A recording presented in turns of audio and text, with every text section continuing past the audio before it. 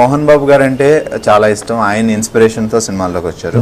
అలాంటిది మంచు విష్ణు గారు ప్రొడ్యూస్ చేసిన సింగం 1, 2, 3లో యాక్ట్ చేశారు.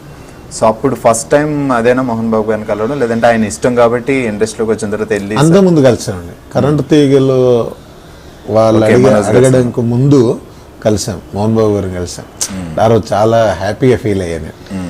ఎందుకంటే అంటే అనుకోలేదు, చాలామంది ఇప్పటికీ కూడా చాలామంది ఉన్నారు ఫ్యాన్స్, చాలామందికి వాళ్ళు ఎవరు కలవకపోవచ్చు.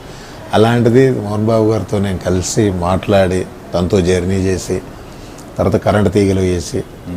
యాక్చువల్గా మీకు ఒక ఇన్స్పిరేషన్ మోహన్ బాబు గారు అని చెప్పారు, రౌడీ గారు పెళ్ళాం ఇష్టం.